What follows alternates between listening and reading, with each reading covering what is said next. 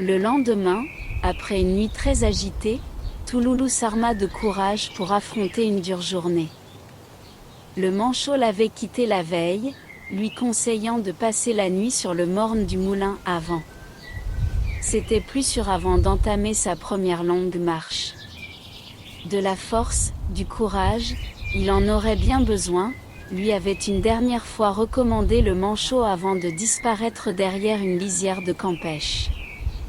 Touloulou se rendit compte de la difficulté de son périple après avoir jeté un dernier regard vers le cocotier, l'arbre de son salut. Et le voilà à suivre la ravine. Elle était comme une large et longue entaille, aux bords rouges, creusée dans la terre. Touloulou n'éprouva aucune difficulté à descendre le flanc du morne. Bien au contraire, il ressentait par moments une certaine joie à se laisser glisser dans la poudre rouge du fond de la ravine. Parfois, il s'arrêtait, admirait la beauté du paysage, puis il reprenait sa descente. Et, au fur et à mesure qu'il avançait, Touloulou se sentait de plus en plus sûr de lui. Oui, il était fort. Brave, aussi. Il n'était plus le petit crabe insouciant, toujours joyeux. Il se sentait grandi, responsable, et il ressentait une sorte de grande fierté. Et puis, non, il ne regrettait plus d'être parti. Il était maintenant prêt à affronter sa peur. C'est dans cet état d'esprit qu'il avait enfin aperçu la mare. Son eau était verdâtre, couverte d'une fine pellicule de mousse. Sur sa berge, deux petites grenouilles se prélassaient à l'ombre d'une large feuille de chou sauvage. Mais, lorsque Touloulou s'était approché trop près, elles avaient plongé dans l'eau opaque de la mare. Il aurait bien voulu s'excuser du dérangement occasionné, mais les petites grenouilles n'avaient pas refait surface. Touloulou avait attendu quelques instants, puis il s'était résigné à partir. Il ne fallait surtout pas trop se laisser distraire, ou flâner. Il décida de contourner la mare sur la gauche, comme le lui avait indiqué le manchot. Il se trouva alors nez à nez avec un gros crapaud baveux. Son cœur se mit à battre et résonnait comme un tam-tam. Mais, malgré sa grande frayeur, Touloulou ne chercha pas à s'enfuir. Koa! Koa! Qui es-tu, toi? D'où sors-tu? Où vas-tu?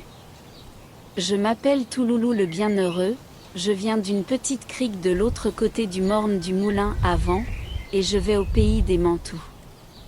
Au pays des Mantous? Koa! Koa! Mais que diable vas-tu faire là-bas? Lui demanda le gros crapaud baveux, à la mine peu rassurante. Je vais leur faire une petite visite, avait répondu sans réfléchir Touloulou. Une petite visite? Koa! Koa! Quelle drôle d'idée! Koa! Koa! C'est encore bien loin le pays des Mantous. Koa! Koa! Mais qui donc t'a indiqué le chemin pour y aller? Koa! Koa! C'est le manchot, un vieux crabe de terre. Le manchot? Koa! Koa! Parce que tu connais le manchot, cette vieille canaille? Mais il fallait le dire plus tôt. Koa! Koa! C'est un très grand ami à moi. Et comment va-t-il? Il y a des lunes que je ne l'ai pas vu. Koa! Koa! J'espère qu'il n'a pas perdu son autre pince? Koa! Koa! Non. Il va très bien. Touloulou était très embarrassé par toutes ces questions, il ne savait pas s'il fallait trop en dire au sujet du manchot qui ne lui avait jamais parlé de ce gros crapaud baveux. Il trouvait donc cela un peu bizarre. Si tu le vois.